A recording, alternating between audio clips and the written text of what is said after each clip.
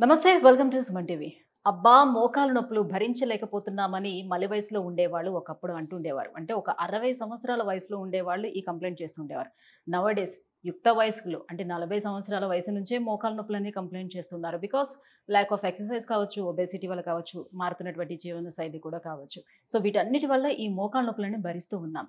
అయితే ఈ మోకాలు నొప్పులకి సర్జరీ ఒక్కటే శరణ్యమా అని అంటే కాదు. సర్జరీ అవసరమే లేకుండా మోకాలు నొప్పుల్ని తగ్గించగలమని అంటున్నారు doctor Sudheer Dahara garu from EPN pain management Jubilee Hills. అది ఎలానో సార్ అడిగి తెలుసుకుందాం.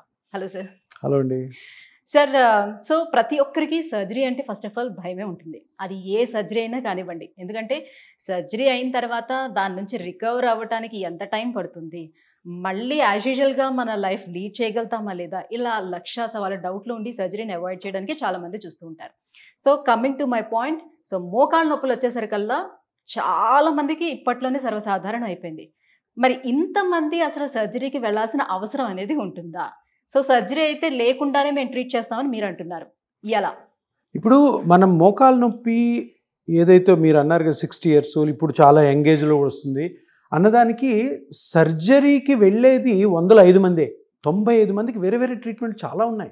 ఎందుకంటే ఆపరేషన్ అన్నది ప్రతి ఒక్కరు భయపడతారు. ఆపరేషన్ చేసే డాక్టర్లు కూడా అందరికీ చేయరు. ఎవరైతే ఆపరేషన్కి సూట్ అవుతారో, ఎవరైతే ఆపరేషన్కి కరెక్ట్గా అంటే అది చేసిన తర్వాత కరెక్ట్ రిజల్ట్ వస్తుందో వాళ్ళకే ఆపరేషన్ చేయాలి. ఆపరేషన్ అన్నది చాలా పెద్ద విషయం. కానీ జనాల అపోహ ఏంటంటే ఫైనల్గా ఆపరేషన్ అయినా, లేదంటే ఆపరేషన్ తప్ప వేరే మార్గం లేదా అన్నదే అందరి డౌటు. కాదు, ఆపరేషన్ కాకుండా ఎన్నో ట్రీట్మెంట్స్ ఉన్నాయి. కానీ గవర్నమెంట్ ఆఫ్ ఇండియా అప్రూవ్ చేసిన కొన్ని ట్రీట్మెంట్స్ ఉంటాయి. అవి ట్రీట్మెంట్స్ ఏంటి అంటే, ఇప్పటి వరకు కూడా గవర్నమెంట్ అప్రూవ్ చేసిన రెండు ట్రీట్మెంట్లు మోకాళ్ళ అరుగుదలకి, మోకాళ్ళ ఆస్టియోఆర్థరైటిస్ అంటాం కదా, ఆ గుజ్జు జరిగిపోయిందని మోకాళ్ళ నొప్పి వస్తుంటుంది వాళ్ళకి. ఒకటి నీ రీప్లేస్మెంట్ సర్జరీ, రెండోది regenerative therapy or PRP therapy are plasma therapy. So ఈ రెండు అలోపతి అంటే ఇంగ్లీష్ మెడిసిన్ అంటాం కదా, ఇంగ్లీష్ మెడిసిన్లో గవర్నమెంట్ అప్రూవ్ చేసిన ఈ రెండు. ఇప్పుడు అలోపతి కాకుండా హోమియోపతి ఉంది, తర్వాత ఆయుర్వేదిక్ ఉంది, సిద్ధా ఉంది. దాంట్లో డిఫరెంట్ ట్రీట్మెంట్స్ ఉంటాయి. వాళ్ళు ఆ ట్రీట్మెంట్స్ ఇస్తుంటారు. అని చాలా ట్రీట్మెంట్స్ ఉన్నాయి. ఇదంతా ఏంటంటే ఒక బిలీఫ్తో పోతుంటారు. ఇప్పుడు 100 మెంబర్స్లో ఒక 50-60 మెంబర్స్కి హోమియో ఇష్టపడతారు, కొంతమంది 20-30% ఆయుర్వేదిక్ ఇష్టపడతారు, కొంతమంది సర్జరీ ఇష్టపడతారు. కానీ న్యూ ఇన్నోవేషన్ ఏంటంటే అలోపతిలోనే ఇంతకుముందు ఏకైక మార్గము ఓన్లీ సర్జరీతోనే రిలీవ్ చేసే ఈ మోకాల ఆస్టియోఆర్థరైటిస్ కొత్తది ఒకటి వచ్చింది. కొత్తది కాదు, ఇది చాలా కాలం నుంచి ఉంది. చాలా కాలం వెలుగులోకి తీసుకొచ్చాం దాన్ని. ఎందుకు తీసుకొచ్చామంటే ఆల్రెడీ ఉన్నదాన్ని మనకి సర్జరీలో వచ్చే కాంప్లికేషన్స్, సైడ్ ఎఫెక్ట్స్ అవాయిడ్ చేయడానికి యూజ్ చేయొచ్చు అని గవర్నమెంటే అలో చేసింది, గవర్నమెంటే పర్మిషన్స్ ఇచ్చింది. సో దీన్నే పిఆర్పి థెరపీ, ప్లాస్మా థెరపీ అంటారు. సర్జరీ మీరు అన్నట్టు, మీరు అడిగిన క్వశ్చన్కి సమాధానం అంటే సర్జరీ ఒక్కటే కాదు మార్గం, చాలా మార్గాలు ఉన్నాయి. ఫస్ట్ ఆఫ్ ఆల్ అన్నిటికంటే ముఖ్యమైన మార్గము ప్రివెన్షన్. అసలు రాకుండా చూసుకోవడం, జబ్బు కాదు.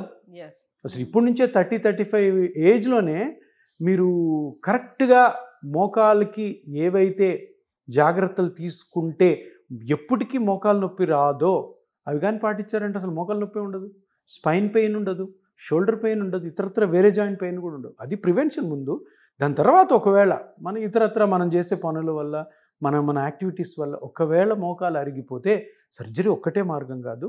అలోపతిలోనూ ఇంకొక మార్గం ఉంది, అదే ప్లాస్మా థెరపీ ఆర్పిఆర్పి. ఇతరత్ర వేరే డిసిప్లిన్స్లో కూడా చాలా ట్రీట్మెంట్స్ ఉన్నాయి. సో ఇది ఎంతవరకు ఎఫెక్టివ్గా పనిచేస్తుంది సార్? ప్లాస్మా థెరపీ అంటే అసలు ఏం చేస్తారు? ఇప్పుడు plasma therapy or PRP therapy, దీని టైటిల్, దీని పేరు ఏంటంటే general in broad sense this is called regenerative therapy. Regenerative therapy అంటే డీజనరేట్ అయిన టిష్యూని రీజనరేట్ చేయడం. డీజనరేషన్ అంటే ఏంటి? అరిగిపోవడం. స్పైన్లో నాకు డీజనరేషన్ ఉంది, మోకాల్లో నాకు డీజనరేషన్ ఉంది, షోల్డర్లో నాకు డీజనరేషన్. అంటే షోల్డర్ కానీ, మోకాల్లో కానీ, స్పైన్లో కానీ కొన్ని బాడీ పార్ట్స్ ఉంటాయి కదా, అవి అరుగుతాయి. అవి అరిగినప్పుడు ఏమవుతుందంటే దాని నుంచి నొప్పి వస్తుంది. ఎందుకు అరుగుతాయి? వయసు వల్ల అరుగుతాయి, మనం చేసే పనుల వల్ల అరుగుతాయి, మన బాడీని ఎక్కువగా యూజ్ చేసినా, అతిగా వాడినా కూడా అరుగుతాయి.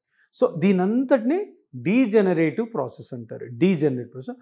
ఆ డీజనరేటివ్ ప్రాసెస్కి సర్జరీకి వెళ్లకుండా ఇతరత్ర డీజనరేటివ్ ప్రాసెస్కి అనవసరమైన ట్యాబ్లెట్లు వాడి దానివల్ల కిడ్నీను లివర్ ప్రాబ్లమ్స్ రాకుండా అదే డీజనరేట్ అయిన బాడీలో టిష్యూస్ని రీజనరేట్ చేయడం, అంటే మళ్ళీ దాన్ని పునరుత్పత్తి అంటాం. రీజనరేషన్ పునరుత్పత్తి చెందించడం. కణాలను పునరుత్పత్తి చేస్తారు. ఏ కణాలు ఏ బాడీ పార్ట్ అయితే దెబ్బతినిందో దాన్ని మళ్ళీ మనము రీజనరేట్. ఇప్పుడు మోకాలు ఉంది, మనం మోకాలు గురించి మాట్లాడుకున్నాం.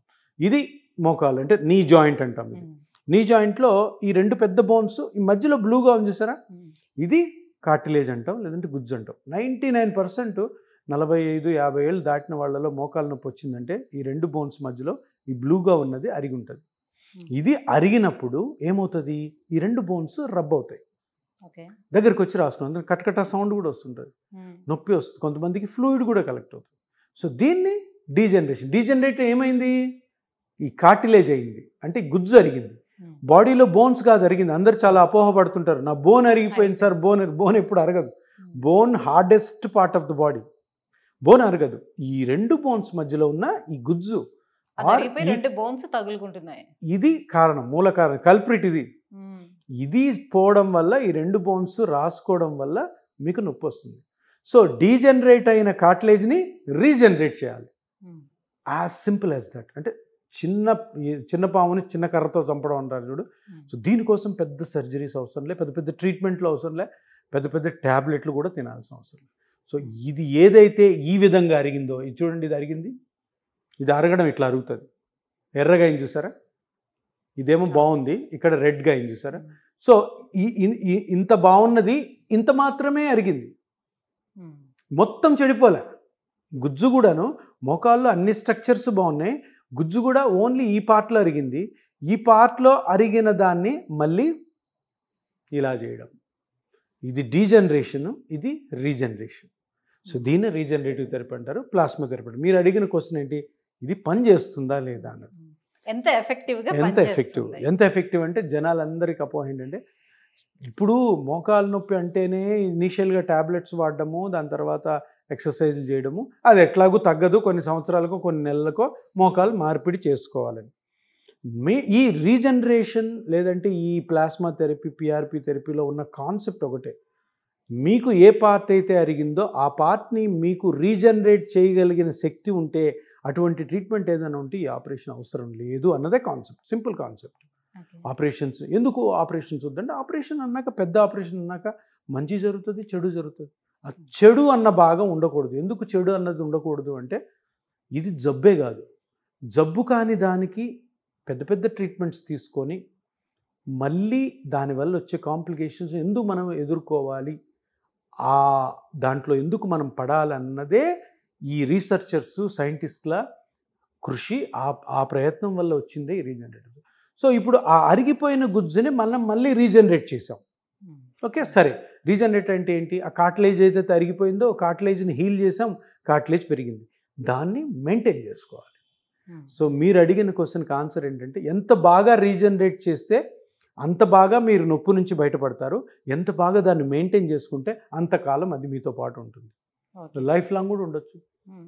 సో సింపుల్ ట్రీట్మెంట్ తోటి పెద్ద ఆపరేషన్స్ని అవాయిడ్ చేసి, దాని సైన్స్ని తెలుసుకొని, దాన్ని వెనకాల ఉన్న మంచిని తెలుసుకొని, దాన్ని ఎట్లా మెయింటైన్ చేసుకోవాలి, దానికి ఏం పనులు చేయాలి, ఏం పనులు చేయకూడదు, ఏది ఎట్లా చేయాలి, వయసుకు తగ్గట్టు మన చేసే పనుల బట్టి మనం ఏమేమి అవసరమో మన దాన్ని బట్టి ఒక కస్టమైజ్డ్ ట్రీట్మెంట్ చేసి అది కానీ ఫాలో అయితే ఇది ఎక్సలెంట్ ట్రీట్మెంట్. దీనికి ఇది తప్ప మోకాలకి వేరే ట్రీట్మెంట్ అవసరం లేదు.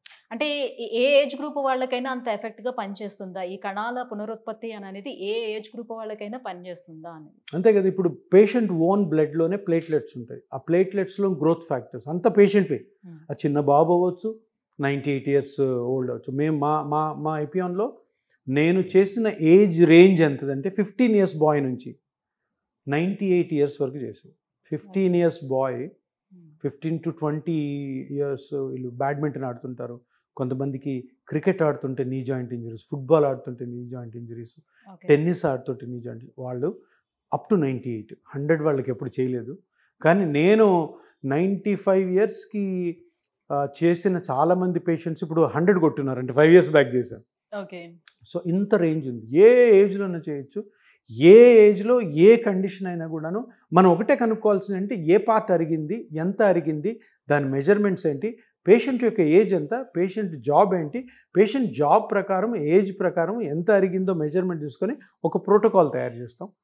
ఆ ప్రోటోకాల్ ప్రకారం చేస్తే 90% సక్సెస్ రేటు ఈ రీజనరేటివ్ థెరపీ. ఓకే, ఈ పిఆర్పి ఇంజెక్షన్ ఇచ్చిన తర్వాత కూడా మళ్ళీ ఏమైనా మెడికేషన్ ఉంటుందా సార్ వాళ్ళకి? ఒక 3-4 మంత్స్ విటమిన్ లాంటి టాబ్లెట్స్ పెడతాం. పెయిన్ కిల్లర్స్ ఉండకూడదు కూడా. పెయిన్ కిల్లర్స్ వాడితే ఇది పని చేయదు. మళ్ళీ ప్లాస్మా థెరపీ ఎటువంటి కెమికల్ లాంటి టాబ్లెట్స్ ఉండవు. ఓన్లీ విటమిన్ లాంటి స్ట్రెంగ్త్ అని ఇచ్చే టాబ్లెట్స్ ఉంటాయి, ఎక్సర్సైజెస్ ఉంటాయి, డూస్ అండ్ డోంట్స్ ఉంటాయి, జాగ్రత్తలు ఉంటాయి, అంతే.